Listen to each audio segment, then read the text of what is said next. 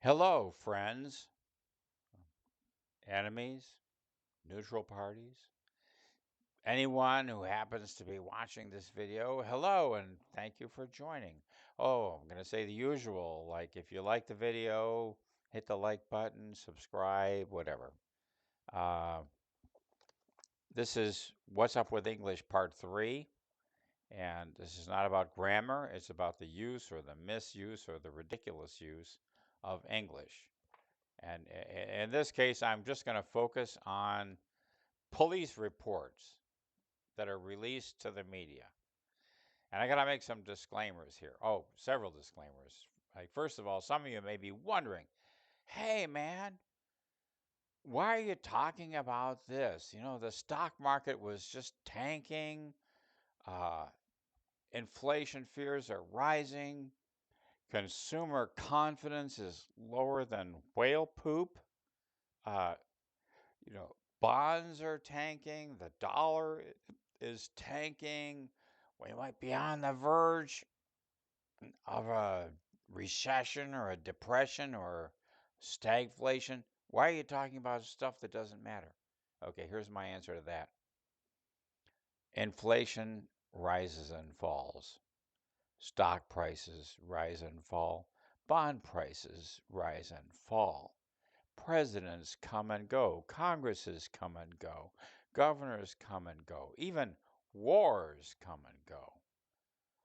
What has endured, among other things, one thing that has endured for many centuries is the English language. And like I mentioned in the previous video, maybe you want to encourage kids or grandchildren to watch this video, to think about how they're speaking and writing, how they're using the English language. Besides that, there is such a thing as watching too much news. It can make you too anxious or angry or depressed. There's a point where you need a break. If you're feeling overwhelmed, I don't know, look and see if I have a new video, even if it's 5 minutes. Maybe it can take your mind off other things. Maybe it can give you a chuckle or even a slight smile on your face. Disclaimer number 2. I'm going to mention an accident, and this is mid-April 2025. We've had severe weather in the United States for a couple of weeks now, with tornadoes, a lot of a lot of destruction of homes and businesses, and people have died in multiple states. And we've had other places just very high winds, torrential rains, we have flooding, people's homes inundated with mud. There's an immense amount of suffering everywhere. Always somewhere in the world you can find an immense amount of suffering, but sometimes you have to either laugh or cry, and sometimes it's good to just laugh. I'm focusing here not on the tragedy, which that has been, but on the use of the English language in police reports. That's what I'm focusing on. Okay, as a matter of fact, I'm going to describe an accident. If I had been the victim of the accident, if I had been severely injured and I were in the hospital, this has happened to me, by the way, uh, in a different context. And if I had heard this police report, I'd probably be laughing at the police report from my hospital bed in multiple traction, whatever. I would still think it was ridiculous and kind of funny. Okay, so here's example number 1 of police language. A truck was blown over on its side. Oh, I back up. A third disclaimer. I'm talking about uh, the use of overly professional sounding language in the media reports by the police. And I want to emphasize that, yes, being a policeman or any type of a law enforcement officer or official, it is a profession. There's no doubt about it. I mean, it takes a lot of training. It takes a certain type of personality to be able to handle the stresses involved, and it takes a lot of on-the-job experience to do the job really well. It is a profession, but that doesn't mean that you need to use overly professional language or sounding language in a public report. Okay, back to the incident. A truck is blown over sideways on the freeway by the high winds. Police were summoned. Was it really police or was it the highway patrol? I don't know. It could well have been the highway patrol. They just generically said police, I think, in this media report that I saw. Regardless, they're summoned to the scene. And the report says they observed a truck lying on its side. Really? They actually observed it.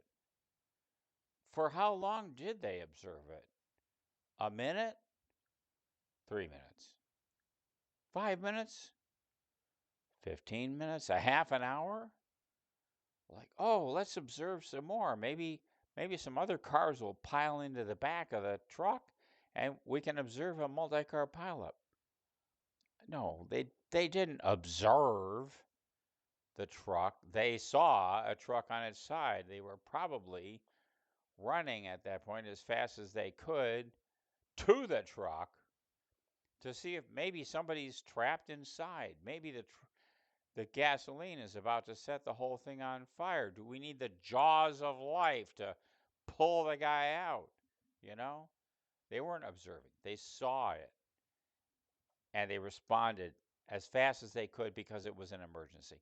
To say they observed it makes it sound like a very, very deliberate, reflective period of time where they just watched what else is going to happen. You don't need to say they observed it. You can say they saw, right? Okay, moving on. Now, here's another example. I don't have a specific recent report that I can focus on, unfortunately, but there are so many. This happens all the time. So I'm gonna draw a caricature of this type of report. Police were summoned via a 911 call to an incident of possible domestic violence. When they arrived on the scene, they observed a young female. Maybe it's a young white female, a young whatever, Hispanic, black, a female, apparently deceased. There's another great word, deceased. They can't just say dead. No, they have to say deceased because it sounds much more professional. Uh, Apparently deceased with multiple stab wounds. I could get more graphic. Let's leave. And they also observed a number of other children and adults, also apparently deceased. And they took into custody a gentleman for further questioning. Now, there's the word I want to focus on here, the gentleman. Oh, why did they take a gentleman into custody? How did they know that he was a gentleman? Was he dressed in a tuxedo? Uh, an Armani business suit? Was he wearing a Rolex? How did you know he's a gentleman? He's in the middle of a mass murder situation. There are so many other ways they could say this, They took into custody a suspect, a person of interest, a male who appeared to be in his late 30s. Whatever. Gentlemen, although, when I reflect further on the derivation of gentleman, which literally means a gentle man, which you wouldn't really expect to be applied to possible suspect in a multiple homicide, right? But a gentle man. But where does this come from? Let's go back, to the days of the British Empire.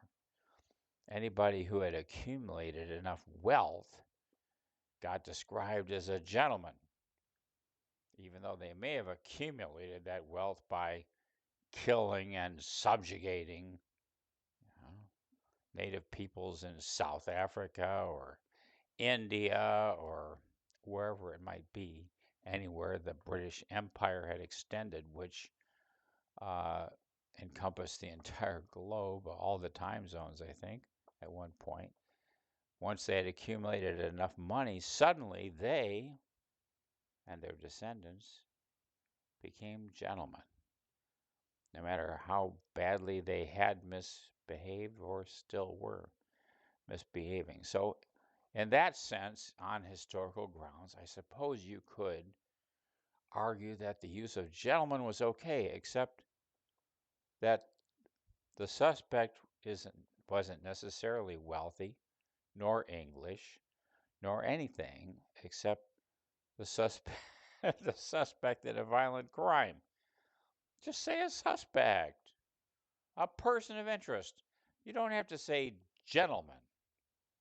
Like we're bending so far over backwards to suggest that we haven't prejudged the case that we don't even want to say that we wonder if this guy committed the crime. No, no. Now suddenly he's a gentleman. Okay. I'm sure you might be able to think of several more examples of overly elaborate, sophisticated, professional sounding police language when something simpler probably would have been better. Not just sufficient, but better. Thank you. Don't watch too much news. Have a great day.